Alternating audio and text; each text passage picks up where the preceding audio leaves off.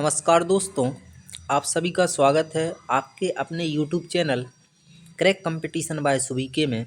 और आप सभी को पता है कि अपनी हिंदी की लगातार कंटिन्यू क्लासें चल रही हैं, जिसमें हमने आप सभी को, चाहे आप यूपीएसआई देखो, चाहे आप एमपीएसआई देखो, चाहे यूपीएएसआई देखो, चाहे यूपी पुलिस देखो, है ना, चाहे ग्रुप 2 ग्रुप 5 देखो, पटवारी देखो, लेखपाल देखो, इन सभी वैकेंसियों में हिंदी एक महत्वपूर्ण रोल अदा करता है ना।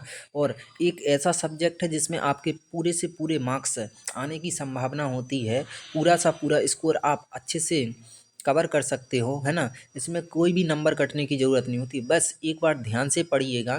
तो हमने आपको अपनी प्लेलिस्ट में भाषा खंड पूरा पढ़ा दिया है। भाषा खंड मतलब हिंदी भाषा का इतिहास, हिंदी भाषा का विकास, भाषा, बोली, लिपि, राजभाषा, मातृभाषा, है ना। तो ये पूरे टॉपिक पढ़ा दिए। तो जिस भी व्यक्ति ने, जिस भी दोस्त ने, जिस भी सखा ने, जिस भी परम मित्र ने और भाई बहन ने अभी तक वो नई वीडियो देखी तो एक बार आप भाषा खंड देखें। इसमें हमने आपको डिटेल नोट्स प्रोवाइड करवाए और बहुत सारे एमसीक्यू लगवाए हैं। आज अपन जो स्टार्ट करने चल रहे हैं ये है व्याकरण। कौन सा खंड है? व्याकरण खंड। क्योंकि हमने हिंदी को 3 भागों में बांटा है। एक कौन सा खंड? भाषा खंड। एक कौन सा खंड? व्याकरण खंड। और एक का कौन सा? साहित्य खंड। और आपकी पूरी हिंदी कवर होगी, इतनी हमारी गारंटी है। आपका एक भी नंबर नहीं कटेगा। बस आप हमसे जुड़िए, हमारे इस चैनल से जुड़िए, आपका कोई नंबर नहीं कटेगा।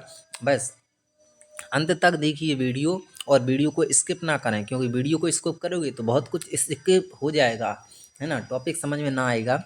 तो आज व्याकरण खंड शुरू करते हैं। और व्याकरण खंड हम आपको डिटेल में पढ़ा चुके हैं। बस यहाँ पर हम आपको क्या लगवाएंगे? एमसीक्यू। और इतने खतरनाक तरीके से आप उस ऑप्शन तक पहुँचोगे जिसकी आप कल्पना नहीं कर सकते हो। तो हम पहला टॉपिक व्याकरण खंड में वर्ण विचार से संबंधित लाए हों। वर्ण विचार में अपन पहला टॉपिक कौन सा पढ़ने चल रहे हैं? वर्णमाला। कौन सा? वर्णमाला। इसके हम लगभग आपको कितने एमसीक्यू करवाएंगे? 100 एमसीक्यू। और 100 वस्तुनिष्ठ प्रश्नों की सहायता से आप आसानी से पूरी वर्णमाला को कवर कर लोगे। तो चलते हैं बिना समय व्यतीत करते हुए अपने क्वेश्चन के साथ। पहले हम आपको बताएं कि वर्णमाला होता क्या है। तो ध्यान से सुनना। अगर वर्णमाला को देखें तो थोड़ा सा ध्यान से 1 मिनट सुनना। वर्णमाला अगर अपन देखें तो इसे माला अलग कर दें, वर्ण अलग कर दें, तो वर्ण जो होता है वो भाषा की सबसे छोटी इकाई होती है। और वर्ण के साथ साथ आप ध्वनि देखिए, तो ध्वनि और वर्ण भाषा की सबसे छोटी इकाई होती है। लेकिन वर्ण और ध्वनि में अंतर क्या हुआ? हमने लिख दिया तो वर्ण हो गया, और बोल दिया तो क्या है? ध्वनि है। तो कुछ नहीं होता है, वर्ण और ध्वनि दोनों एक ही होती हैं, है ना। इस ध्वनि को ही हम वर्ण कहते हैं। भाषा की सबसे छोटी इकाई ध्वनि होती है ना। और इस ध्वनि को ही हम क्या कहते हैं? वर्ण। तो वर्णमाला क्या हुआ? ध्यान से सुनना। तो वर्णों का एक सुव्यवस्थित समूह कैसा क्रम? कैसा समूह? सुव्यवस्थित। तो वर्णों का सुव्यवस्थित समूह ही वर्णमाला कहलाता है। और वर्णमाला में अपन देखें तो मुख्य रूप से आपको स्वर नजर आएंगे और व्यंजन नजर आएंगे। तो इन सभी टॉपिक को अपन डिटेल में एमसीक्यू की सहायता से समझने वाले हैं। तो चलते हैं बिना समय व्यतीत करते हुए पहले क्वेश्चन के साथ। उच्चारण के आधार पर छोटा आ एक क्या है, ये आपको बताना है। तो छोटा आ क्या है? तो यहाँ पर देखना, आ की बात जब भी की जाए तो आ किससे उच्चारित होता है? आ एक क्या है? स्वर है। क्या है? स्वर, है ना। स्वर मतलब जिनका उच्चारण करने के लिए आपको किसी अन्य वर्ण की आवश्यकता नहीं पड़ती है, वो स्वर कहलाती हैं। स्वर हमेशा स्वतंत्र उच्चारित होते हैं। तो हम डिटेल भी बताएंगे और एमसीक्यू भी बताएंगे। तो आ कहाँ से उच्चारित होता है? ओष्ठ से बोला जाता है, कि मूर्धन्य से बोला जाता है, कि तालव्य से बोला जाता है, कि कंठ से बोला जाता है? तो आ का उच्चारण होता है कंठ से। तो कंठ आपको किस ऑप्शन में नजर आ रहा है? ऑप्शन डी में। तो option D is the correct answer, है ना। Next question. यारा लावा व्यंजनों को क्या कहते हैं? स्पर्श व्यंजन, अंतस्थ व्यंजन, ऊष्म व्यंजन, की इनमें से कोई नहीं। तो जी आपको अच्छे से याद रखना है, जो यारा लावा होते हैं ये किस प्रकार के व्यंजन होते हैं, है ना। तो इन्हें अपन बोलते हैं अंतस्थ व्यंजन। कौन सी व्यंजन? अंतस्थ व्यंजन। अब हम आपको बताएं तो ऑप्शन बी यहाँ पर अपना करेक्ट होगा। लेकिन अंतस्थ व्यंजन क्या होते हैं? ध्यान से सुनना। जिन वर्णों का उच्चारण पारंपरिक वर्णमाला के बीच अर्थात स्वरों व व्यंजनों के बीच स्थित होता है, वो अंतस्थ व्यंजन होते हैं, है ना। और अंतस्थ व्यंजन की संख्या हिंदी वर्णमाला में कितनी होती है? 4। एक होता है या, एक होता है रा, एक होता है ला, और एक होता है हुआ। तो option B is the correct answer. तो ध्यान से सुनिए, हम पूरा डिटेल भी बता रहे हैं, एमसीक्यू भी लगवा रहे हैं। इसके अलावा देखें हिंदी वर्णमाला में ऊष्म व्यंजन कौन से होते हैं। तो ऊष्म व्यंजन क्या होते हैं? ऊष्म व्यंजन को अपन संघर्षी व्यंजन भी कहते हैं। याद रखना, नोट डाउन कीजिए। ऊष्म व्यंजन को संघर्षी व्यंजन भी कहते हैं। अब जी ऊष्म व्यंजन क्या होते हैं? जिन व्यंजनों का उच्चारण करते समय वायु मुख में किसी स्थान विशेष पर घर्षण या रगड़ खाकर निकले और ऊष्मा या गर्मी पैदा करे, तो वही कहलाते हैं ऊष्म या संघर्षी व्यंजन। और इनकी जो संख्या होती है ये भी कितनी होती है? 4। ध्यान रखना कितनी होती है? 4। साधु के तीनों सा, साधु के तीनों सा और एक साथ में हा, साधु के तीनों सा और एक हा, जी चारों ऊष्म व्यंजन होते हैं। तो ऑप्शन ए में आप करेक्ट हो जाएगा। नेक्स्ट क्वेश्चन ध्यान से सुनिएगा। हर क्वेश्चन का हम ताबड़तोड़ आपको उपाय बता रहे हैं, इससे बेहतरीन आपको कोई नहीं बताएगा। अगला है महाप्राण ध्वनियाँ व्यंजन वर्ग किससे संबंधित है। तो जी पहले देखें महाप्राण ध्वनियाँ क्या होती हैं। तो यहाँ पर देखना, जिन व्यंजनों के उच्चारण में मुख से अधिक हवा निकले, जिन व्यंजनों के उच्चारण में हवा को ध्वनि विशेष रूप से सुनाई दे, है ना, वो महाप्राण कहलाते हैं, है ना। और अगर अपन देखें कि जो महाप्राण होते हैं इनकी संख्या कितनी होती है, तो पहले वो अपन बाद में देखेंगे। कैसे पहचानोगे महाप्राण ध्वनियाँ? तो हर वर्ग का कौन सी, अपन देखें हिंदी वर्णमाला में 5 वर्ग चलते हैं। कितने वर्ग? 5 वर्ग। एक कौन सा? का वर्ग। एक कौन सा? चा वर्ग। एक कौन सा? टा वर्ग। एक कौन सा? ता वर्ग। और एक कौन सा? पा वर्ग। कौन से वर्ग? पा वर्ग। तो 5 वर्ग चलते हैं, आपको पता होना चाहिए। और इन 5 वर्गों में हर वर्ग में 5 वर्ण होते हैं। तो 5 वर्गों में कितने वर्ण होंगे? 25, यानी ये 25 कहलाते हैं स्पर्श व्यंजन। कौन से व्यंजन?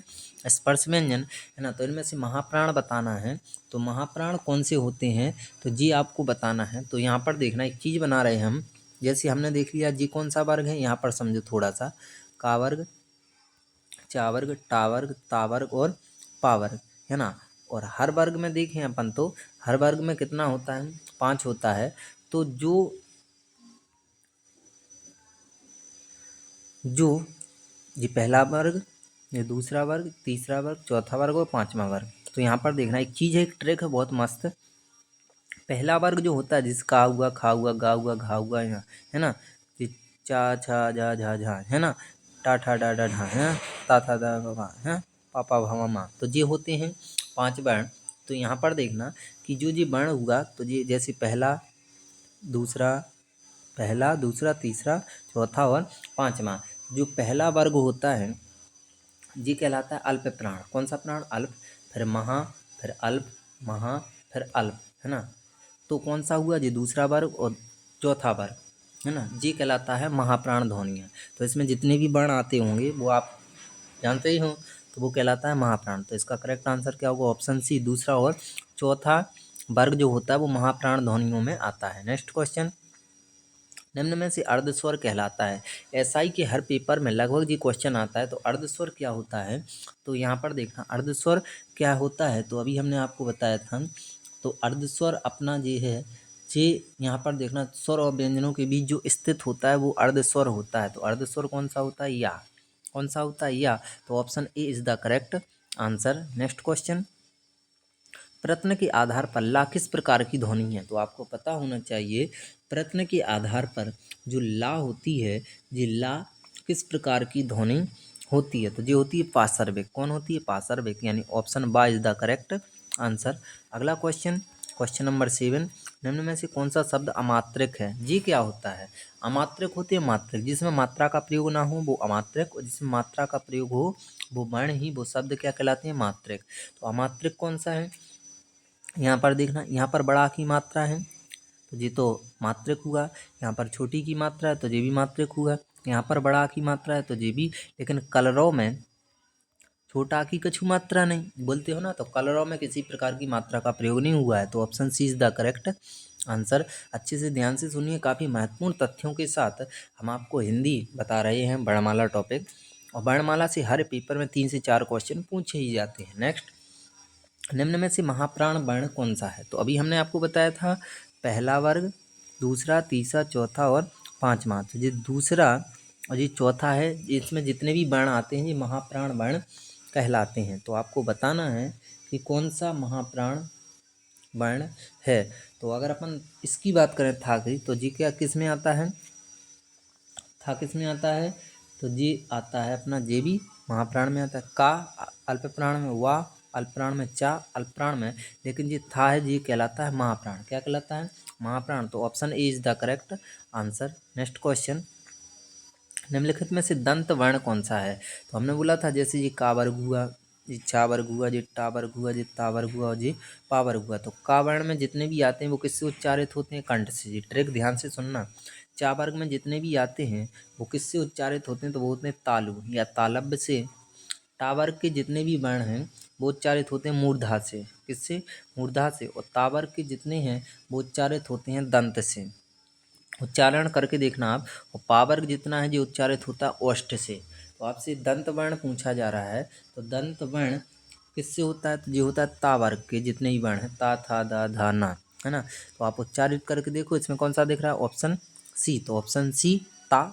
दंत को स्पर्श किया, बोल कर देख लो तो भी पता, या दंत का प्रयोग नहीं हो रहा है, चा दंत का प्रयोग नहीं हो रहा है, ऊ दंत का प्रयोग नहीं हो रहा है, लेकिन ता बोलोगे तो दंत को जीभ स्पर्श करेगी।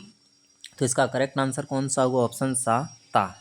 नेक्स्ट क्वेश्चन, आई होप आपको अच्छे से समझ में आ रहा होगा। इनमें से कौन सा वर्ण स्पर्श व्यंजन नहीं है। तो हमने बोला था हर वर्ग के पांच, हर हिंदी वर्णमाला में 5 वर्ग होते हैं और हर वर्ग में 5 वर्ण होते हैं। इस प्रकार से कुल कितने वर्ण हुए, 25 जो स्पर्श व्यंजन कहलाते हैं। तो कौन सा नहीं होता है, तो ये बताना है। का होता ही है, वर्ग में आता है, चा एक वर्ग में आता है, टा भी आता है, लेकिन या किसी वर्ग में नहीं आता है। तो option D is the correct answer. और या है ये कौन सा, अर्धस्वर। नहीं जा तो जिन्हें ना तो स्वरों और व्यंजनों के बीच स्थित होते हैं वो अर्धस्वर कहलाते हैं। तो ऑप्शन डी यहाँ पर अपना करेक्ट होगा। नेक्स्ट क्वेश्चन, हिंदी की स्पर्श अघोष महाप्राण दंत व्यंजन ध्वनि है। तो जी बताना है, अघोष भी हो, ध्यान से सुनना, महाप्राण भी हो और दंत भी हो। तो पहले अपन इसका देखें, वाह भा भा। ता वर्ग का अगर कोई होगा तो वो दंत से स्पर्श करता होगा। तो ता वर्ग में कौन आ रहा है, था। तो जी अपना अघोष भी है, ध्यान से सुनना, क्या है जी, अघोष, ठा हा भा ठा था और हा। तो जी बताना है आपको। तो जी देखो, था क्या है अपना, महाप्राण भी है, करेक्ट है, अघोष भी है, करेक्ट है, और दंत भी है। तो option C is the correct answer. Next question 12वां, कौन सी ध्वनि अल्प प्राण है। तो अल्प प्राण अभी बताया था, पहला, तीसरा, अल्प, वो कौन अल्प बोल रहा है ना, तो अल्प महा और अल्प बताया था ना। ये प्रथम वर्ग, ये द्वितीय वर्ग, तृतीय वर्ग, चौथा वर्ग और पांचवा। तो ये अल्प, ये महा, ये अल्प, ये महा और ये अल्प, ये अघोष अघोष सघोष सघोष सघोष, है ना। तो अल्प प्राण पूछा गया है, तो जी अल्प प्राण बताना है। तो खा देखें अगर अपन, तो खा तो महाप्राण है। था देखें तो ये जो था है जी अपना महाप्राण है। ये देखें था, तो जी कौन सा है, ये भी महाप्राण है, लेकिन ता जो है वो अल्प प्राण में आता है, अल्प प्राण और अघोष। तो ता यानी option D is the correct answer. Next question, इनमें से कौन सी ध्वनि अंतस्थ नहीं है। तो आपको बताया था हिंदी वर्णमाला में 4 अंतस्थ ध्वनियाँ होती हैं, कौन कौन सी, या, रा, ला और वा। तो देखो, या है, रा है, वा है, लेकिन बा जो है वो अंतस्थ ध्वनि नहीं है। तो ऑप्शन बा is the correct answer. Next, दा ध्वनि का उच्चारण स्थान का आधार होता है। जी दा है जी कहाँ से उच्चारित होती है, दा ता वर्ग में आता है ना दा, और दा बोलोगे तो दंत को स्पर्श कर रही जीभ, तो जी किसका होगा, दंत का, यानी ऑप्शन बा इज द करेक्ट आंसर। अगला क्वेश्चन, हिंदी शब्दकोश के अनुसार संतान, सकल, सचल, सक्षम शब्दों का सही क्रम कौन सा होगा, ये बताना है। तो पहले देखो, आप कैसे बताओगे, जैसे आप ए वाले पहले करते हो, फिर डबल ए, फिर ट्रिपल ए, फिर बी, फिर डबल बी, इस तरह से, है ना। तो जी क्रम लगाना है। तो सा सभी में है ना, हटाना सीखो। फिर इसके बाद क्या आता है, सा के बाद अंक की बिंदी, है ना। स्वर देखना पहले, फिर व्यंजन को देखेंगे, है ना, ऐसा चलता है ना अपना सिस्टम। तो फिर देखें अपन, अंक की बिंदी किस में आ रही, तो जी आई,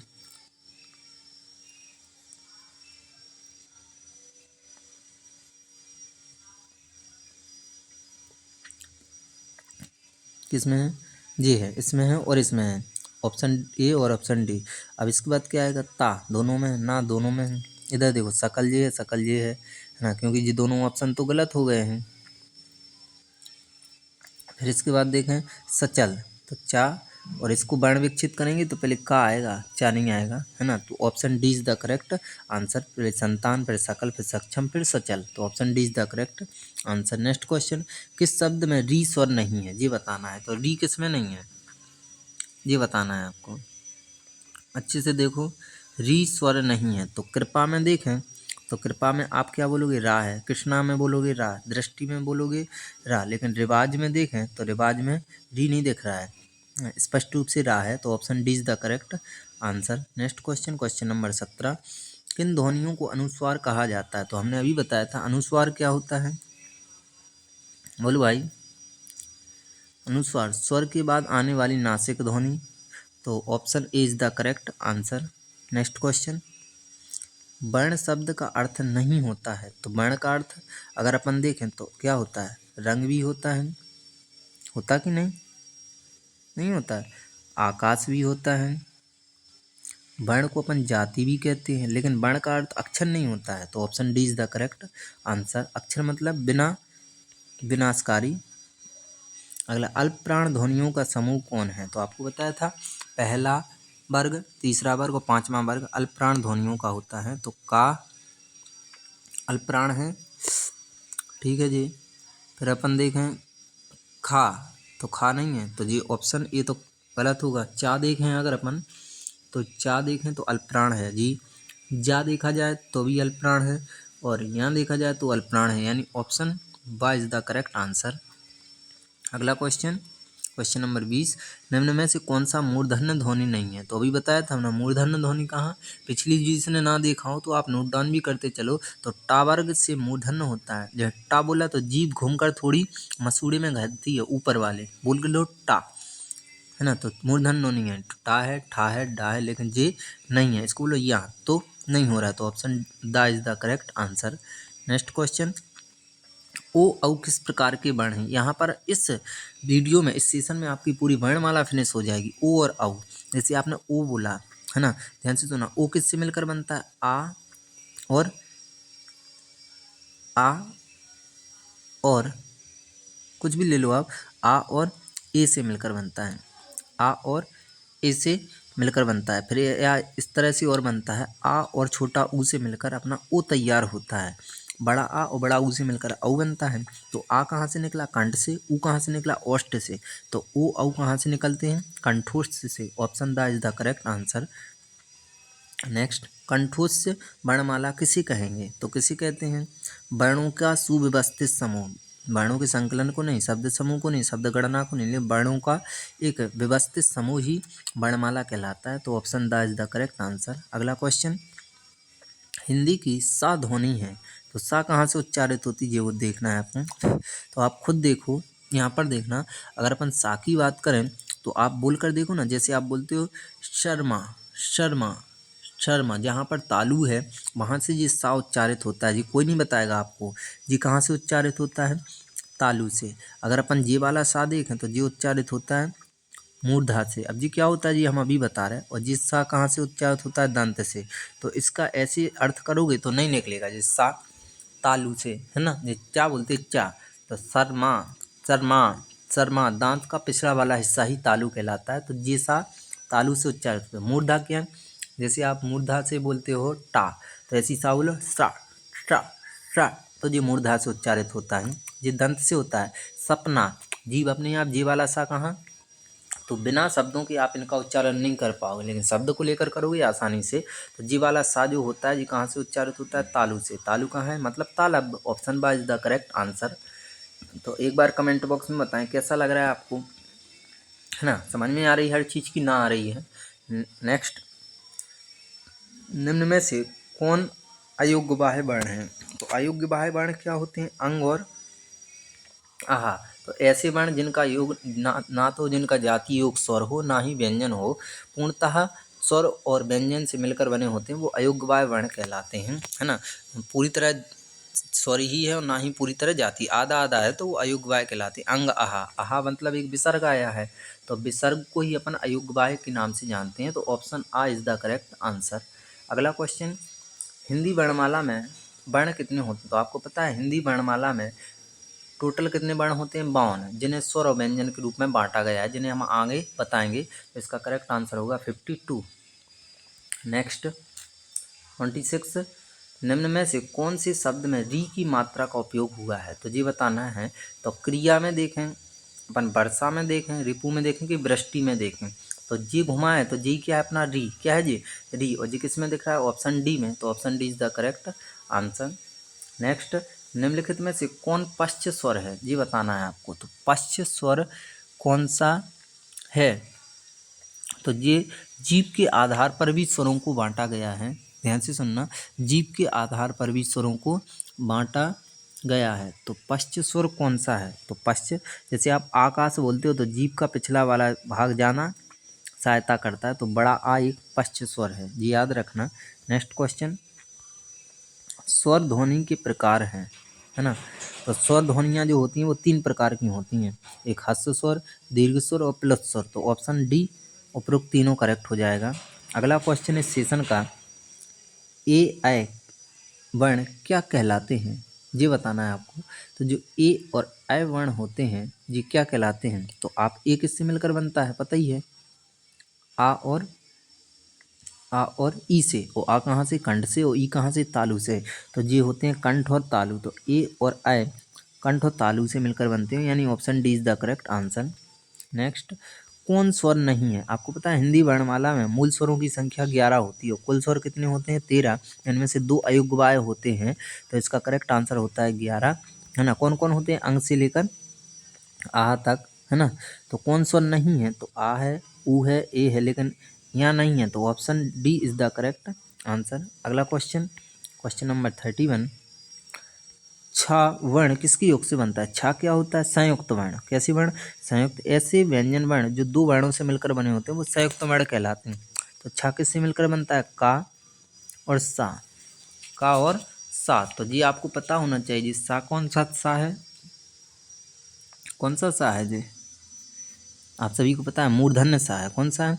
मूर्धन्य सा है। तो का और सा से मिलकर ही तैयार होता है छा, है ना जी, क्षत्रिय वाला। तो ऑप्शन सा इज द करेक्ट, वो सॉरी ऑप्शन सा नहीं, ऑप्शन बा इज द करेक्ट। यहाँ पर भी नहीं है तो यहाँ हलंत लगा होना चाहिए। तो यहाँ पर क्या लगाइए आप? हलंत लगा लीजिए। तो ऑप्शन सा is the correct answer. Next question 32, निम्न में से ओष्ठ ध्वनि है। ओष्ठ ध्वनि कौन सी है? तो बोल कर देखो, ला ओष्ठ का प्रयोग नहीं हो रहा है, रा नहीं, सा। लेकिन पा बोला तो जी ओष्ठ का प्रयोग के द्वारा बोली जा रही है। तो पा ओष्ठ ध्वनि है। Option D is the correct answer. Next, निम्नलिखित में से उच्चारण स्थान के आधार पर मूर्धन्य व्यंजन बताइए। तो मूर्धन्य अभी बताया था टावर्ग के होते हैं। और टावर्ग किसमें दिख रहा है? टा और डा। ऑप्शन सा इज द करेक्ट आंसर। आपको वीडियो कैसी लगी एक बार कमेंट बॉक्स में ज़रूर बताएं, है ना। नेक्स्ट, ज्ञा किन वर्णों के संयोग से बना है? तो जो ज्ञा होता है जी किससे मिलकर बना होता है? एक तो जा और एक या, है ना। और जी किस ऑप्शन में दिख रहा है? ऑप्शन बा में। तो ऑप्शन बा is the correct answer. Next 35, छा ध्वनि किसके अंतर्गत आती है? तो छा 2 वर्णों से मिलकर बनाना होता है, का और छा। तो 2 वर्णों से जो मिलकर बना होता है वो संयुक्त वर्ण कहलाते हैं। तो वो ऑप्शन सा में दिख रहा है। तो ऑप्शन सा is the correct answer. Next question 36, का खा गा जा फा ध्वनियाँ किसकी हैं? तो ये क्वेश्चन पूछा जाता है। का खा गा जा फा जी कहलाती हैं अरबी फारसी ध्वनियाँ। जो ऑप्शन बा में दिख रहा होगा तो ऑप्शन बा इज द करेक्ट आंसर। अगला क्वेश्चन इस सेशन का काफ़ी महत्वपूर्ण प्रश्न है, स्वर ध्वनियों की सहायता से उच्चारित वर्ण को क्या कहते हैं? तो जो बिना स्वर के ना उच्चारित कर पर हो, जैसे हम बोल रहे हैं का बोलोगे तो अंत में क्या आएगा? आ। और जैसे ही अंत में आया है तो यहाँ पर क्या लगा देते हैं? हलंत। तो हलंत लगा दिया तो ये वर्ण क्या हो गया? आधा, है ना। लेकिन इसको आप क्या बोलते हो? व्यंजन। तो हमने स्वर की सहायता से बोला का को, है ना। तो तब जी क्या कहलाता है? व्यंजन। तो स्वरों की सहायता से उच्चारित वर्ण को अपन व्यंजन कहते हैं। नेक्स्ट क्वेश्चन, घर्षण से उच्चारित व्यंजन है। घर्षण से कौन से होते हैं? अभी बताया था।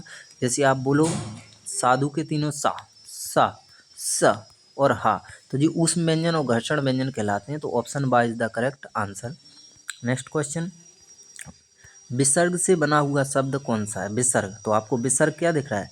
इस तरह से किसी शब्द के, जैसे हमने लिखा नहीं, जैसे अतः लिख दें, क्या लिख दें हम? अतः। तो जी इस ता के बाद क्या लिखा है, विसर्ग, है ना, तो जी कहलाता है। तो विसर्ग से आपको स्पष्ट दिख रहा है, नहीं स्पृह। नेक्स्ट क्वेश्चन, वर्ण का सांकेतिक लिखित रूप है, तो अभी बताया था आपने, जैसे हमने बोला तो वो भाषा है ना। भाषा क्या होती है, आप किसी एक व्यक्ति के भाव विचार अभिव्यक्ति को दूसरे व्यक्ति के भाव विचार अभिव्यक्ति तक पहुंचाना, उसके विचार आप तक आ जाएं, आपके विचार उस तक पहुंच जाएं, तो वो कहलाती है भाषा। और इसी भाषा को जब हम लिखित रूप में, सांकेतिक रूप में लिख देते हैं तो वो लिपि कहलाती है ना। तो ऑप्शन आ इज द करेक्ट आंसर। और हिंदी की लिपि क्या है, कमेंट बॉक्स में ज़रूर बताएं आप, है ना। नेक्स्ट क्वेश्चन 41, भाषा की सबसे छोटी इकाई कौन सी है, तो पता होना चाहिए भाषा की सबसे छोटी इकाई क्या है, वर्ण और ध्वनि, लेकिन ध्वनि ऑप्शन में नहीं है, वर्ण है, तो इसका करेक्ट आंसर क्या हुआ, ऑप्शन द वर्ण।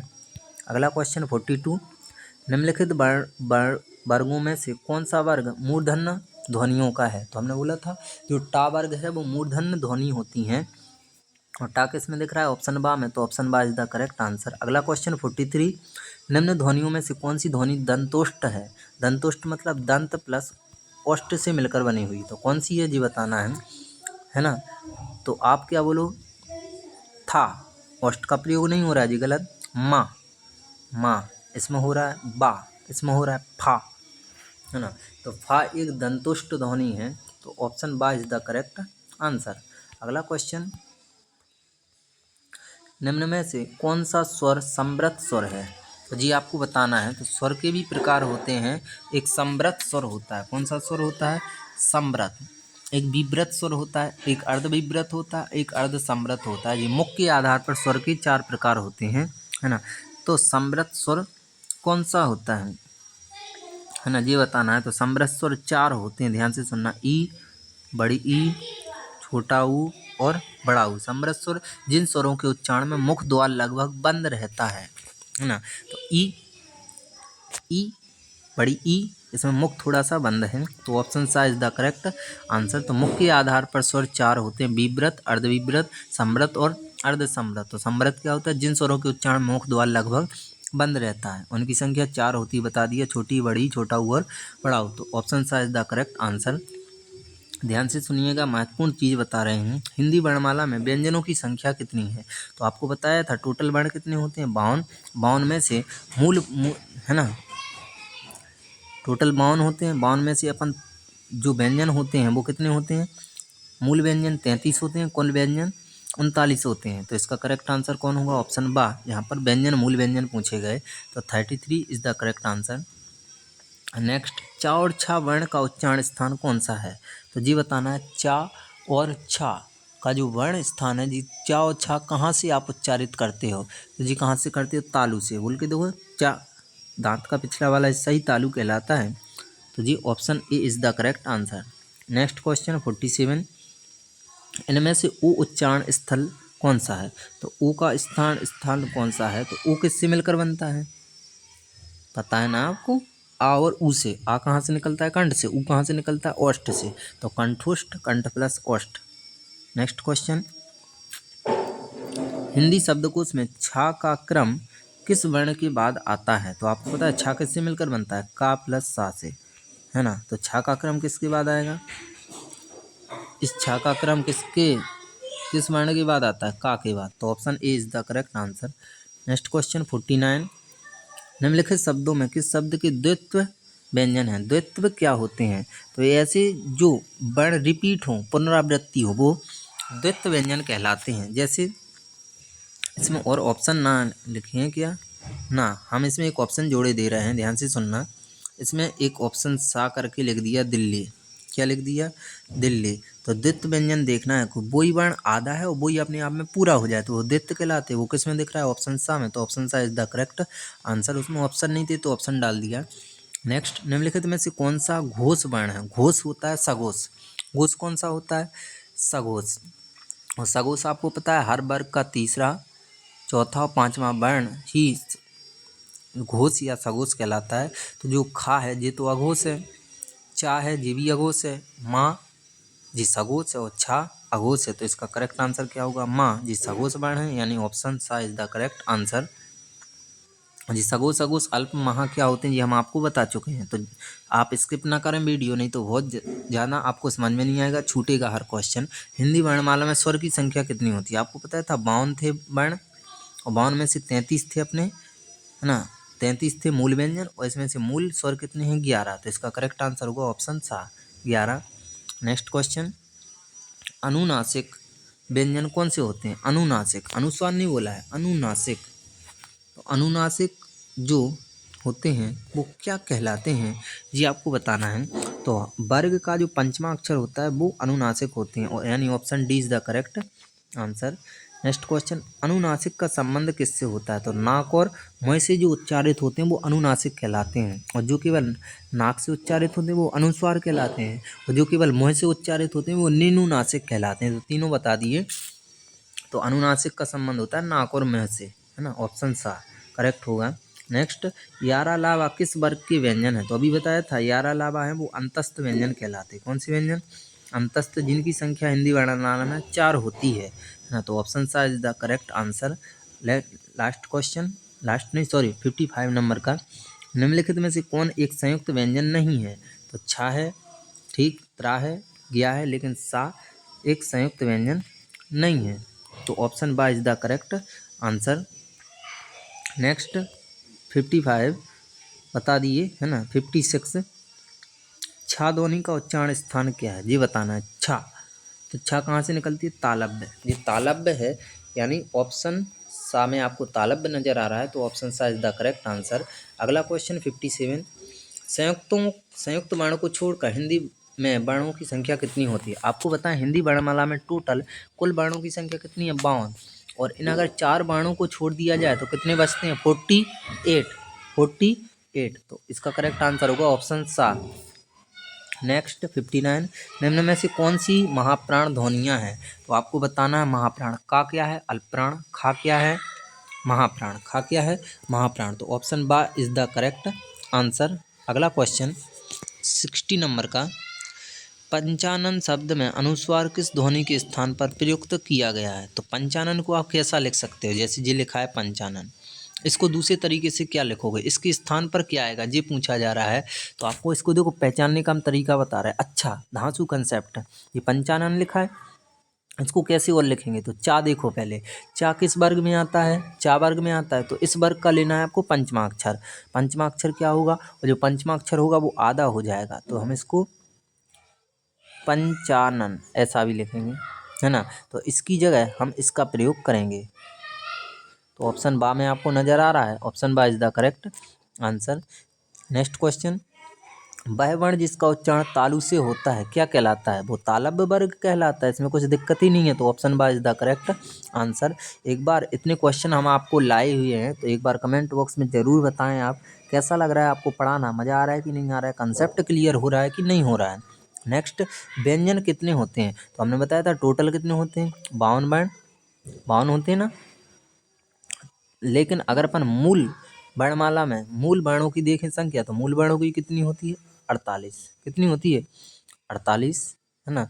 और इनमें भी मूल होता है, तो मूल वर्ण कितने होते हैं? 44। 44 में से 33 मूल व्यंजन होते हैं और 11 मूल स्वर होते हैं। तो व्यंजन पूछा है तो 33 होते हैं, ऑप्शन सा is the correct answer. Next question, निम्नलिखित शब्दों में कौन अनुणा अनुणा अणु अनु अनुरणात्मक शब्द है? अनुरणात्मक क्या होता है? तो ध्यान से सुनना, संसार की जो आवाज़ें आती हैं जैसे खटखट, पटपट, फड़ाफड़, धड़ाधड़, ये सब अनुरणात्मक शब्द होते हैं।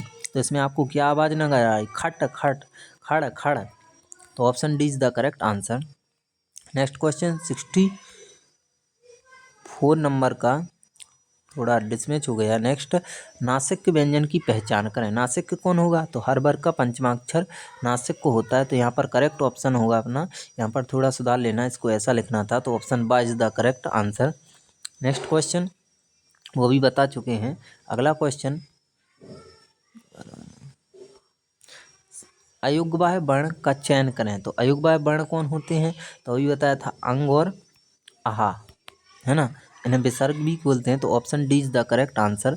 अगला क्वेश्चन 69, कौन सी ध्वनि ह्रस्व है? हमने बोला था स्वर के उच्चारण के आधार पर 3 होते हैं, ह्रस्व, दीर्घ और प्लुत। तो ह्रस्व कौन सी होती है? तो छोटा आ, छोटी ई, है ना, छोटा ऊ और री, ये हस्व स्वर में आते हैं, है ना। तो इसमें से तो कोई नहीं है, तो ऑप्शन डी इनमें से कोई नहीं करेक्ट होगा। नेक्स्ट क्वेश्चन, कौन सा घोष वर्ण है? घोष मतलब सघोष, तो जो खा है वो तो अघोष है, ये होगा नहीं।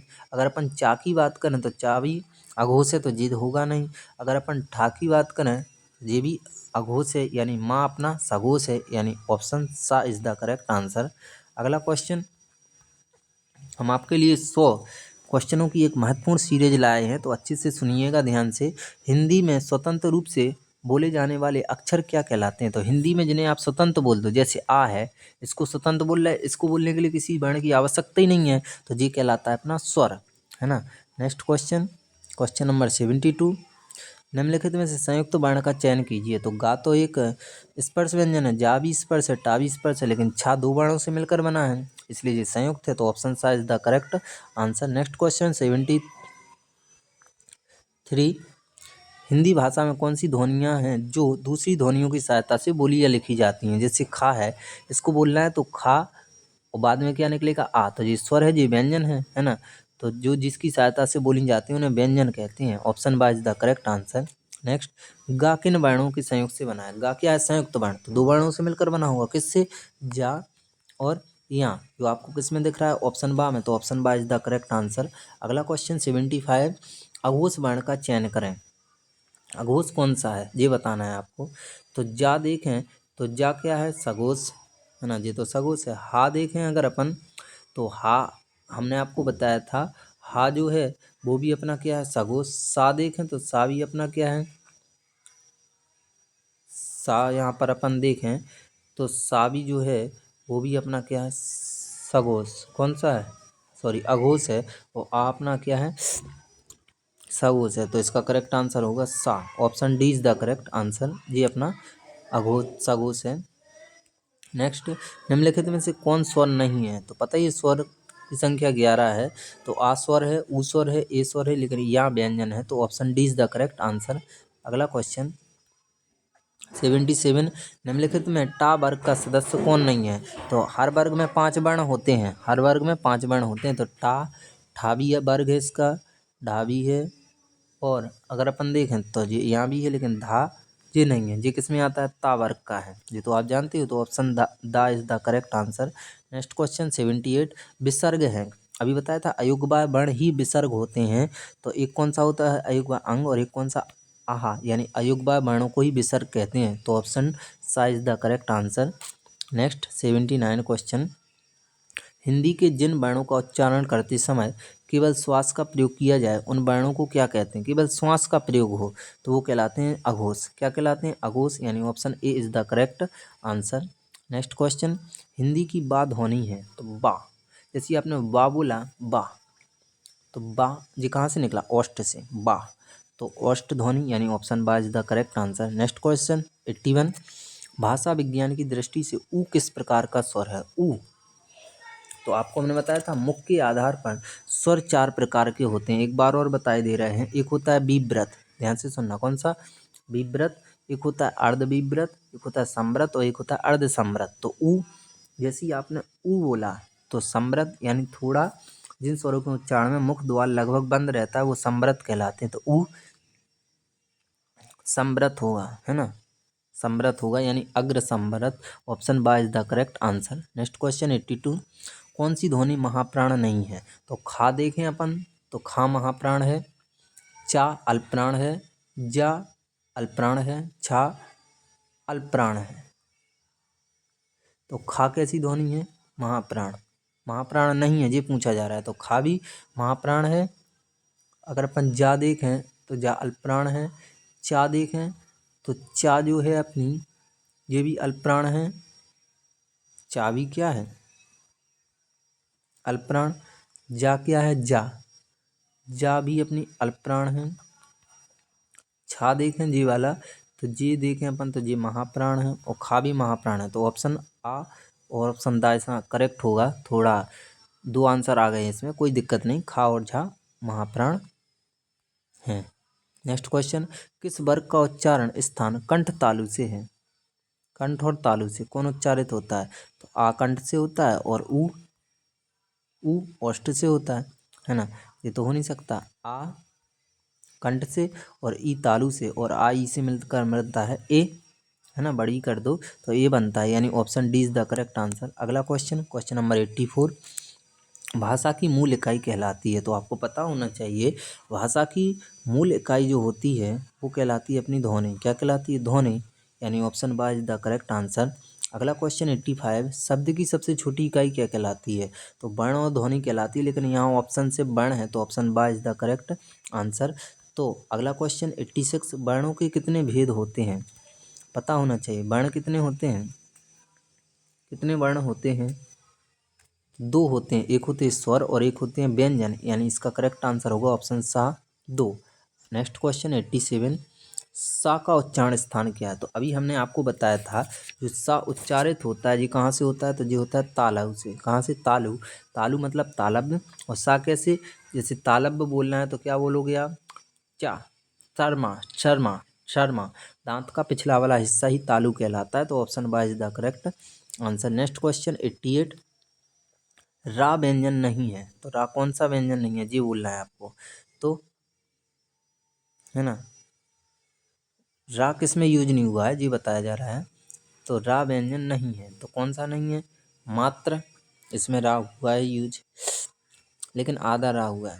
मूर्धा, इसमें आधा रा। क्रम में, लेकिन क्रम में पूरा रा है ना। आप क्रम का क्या करो? वर्ण विच्छेद। जो आधा है वो क्या हो जाता है? पूरा, और जो पूरा है वो आधा, तो क्रम का वर्ण विच्छेद क्या हुआ? का, आधा होगा। पूरा क्या है? रा। ये पूरा है तो इसकी कोई स्वर सहायता करेगा, तो यहाँ पर पूरा रा दिख रहा है, तो क्रम इज द करेक्ट आंसर, रा नहीं है।